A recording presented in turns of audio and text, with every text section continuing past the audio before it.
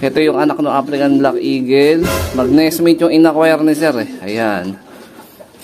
Tapos, ito naman yung rektang anak ni Batusay. Ayan. Yung ka-nestmate niya.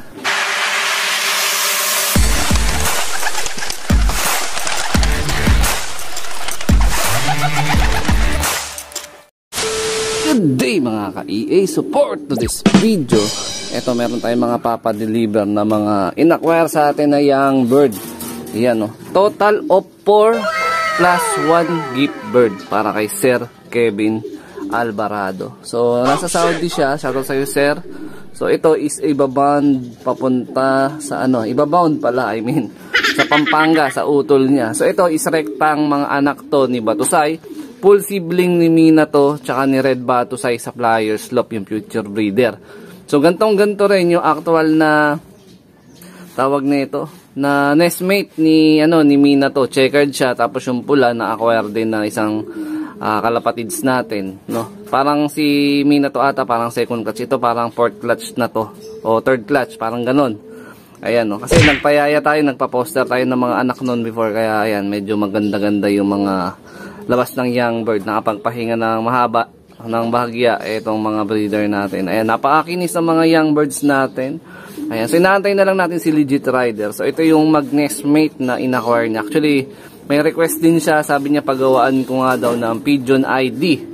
So yung pinagawa natin ng Pigeon ID, dun din yan sa lagi natin pinapagawan kay Reginel. Ayan, shoutout sa iyo, Boss Idol. Napakahusay, napakabilis gumawa ng Pigeon ID. Bali ako, ang in-effort ko lang, pinaprint ko lang siya sa labas, sa mall. Nakita nyo naman siguro dun sa reels natin.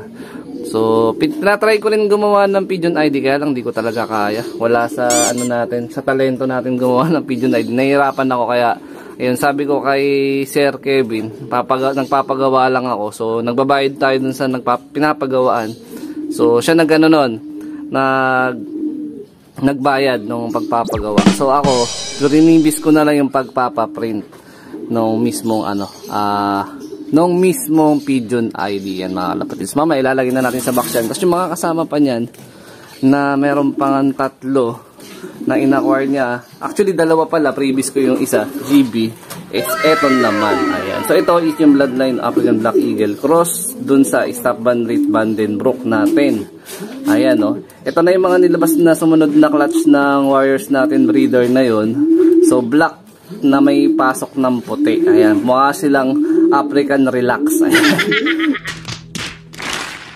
Ayan, no, may halong puti. Itong nasa gitna, yan na yung previous natin para kay Sir Kevin. Masili Cross Vanderwegen naman. Ayan. So healthy. Nakahiwalay kasi nga is 4 na ibon yung kada double cage na nilalagyan ko. So dito kalmado naman sila kasi magkaka-batch to, magkakaedad. So meron tayo ditong paglalagyan. Pinakain ko na rin pala yan mga kalapatids. Meron tayong paglalagyan dito na malaking kahon. So dapat ganito yung paglalagyan. Pero sabi ko mas magiging relax, mas makagalaw sila sa ganito kasi medyo mahaba yung biyahe. Bulacan to Pampanga kasi. Ito naman ipapadeliver din ni Sir Maximo. Shoutout sa iyo sir. Papunta naman na Munyo. Siya na mag-book kasi si Rider naka-book sa atin papunta ng Pampanga. Ayan. So ito yung mga Pigeon ID na pinaprint natin noong nakaraan. Ayan. Akala nila ako yung gumagawa. Hindi po ako marunong. Ayan, no? Ito yung anak ng African Black Eagle. Mag-nestmate yung in-acquire ni sir eh. Ayan. Tapos, ito naman yung rektang anak ni Batusay. Ayan. Yung ka-nestmate niya. Ayan. Tapos, yung gift bird natin bonus. Ayan. Tapos, bukod doon is umorder na rin siya para isang deliveran na lang ng All Herbs Probiotic. Ayan. 3 All Herbs pero may previous pa rin na isa. Ayan. So, 3 plus 1. Kasi sobrang solid mag-acquire sa atin ni sir. Ayan. So, yung mga nag-acquire sa atin, dahil may mga nagre-request na nga, nasabi, nagtatanong na gusto nila ng certificate. So, nag-effort na tayo gumawa. Ito mga possible na mga susunod na iti-trending bird, tsaka i-out natin ng mga mag-acquire. Kung gusto nyo ng certificate, meron na akong sample. Ayan. Ito yung sample nung sa pa-ending. Ayan. Meron pa ako dito, isa pa. Actually, ito, na in-acquire sa akin, meron na yan, may certificate ayun nasa ibabaw. Ito yung sa huling trending bird natin. Half sibling naman to ni Batusay. Ayan, ito yung nakaraan na pa-trending bird. Ito yung certificate weapon XBGQ cross dun sa Alphonse. Sa Monday ata is possible ano na to. Pipick upin. So congrats. So meron tayong ongoing talpakan, 30 points per slot. Parang kulang-kulang nasa 40 plus slot na lang available. So punuin nyo na yung possible na pa-ending natin. So yung bloodline na nakasalang doon is ito, off color. Ayan mga kalapatids. Ito yung Biberman cross dito sa Vandenbroek natin. 30 points per slot lang. Yung off color yung ano, yung nakakasa dyan. Ayan, yung nasa kaliwa. Ayan, healthy. Next week na yung laban yan. NBA game tayo kasi nakapahinga yung PBA. Ayan, kaya dun sa mga gustong tumalpak, alam nyo na, rektang mensahe lang. Makakapagpa-reserve ka na. Parang konti na lang yung slot, 40 plus slot na lang.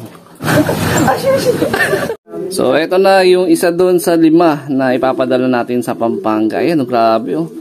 Ang pogi, may kidlat na sa muka. Upgrade na yung bloodline na nilalabas. Yung kulay pala ng African Black Eagle natin. Ayan oh.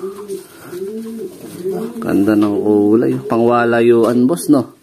Dito na si Legit Rider yung pagkakatiwalaan nating rider. Wala nang iba yan syempre.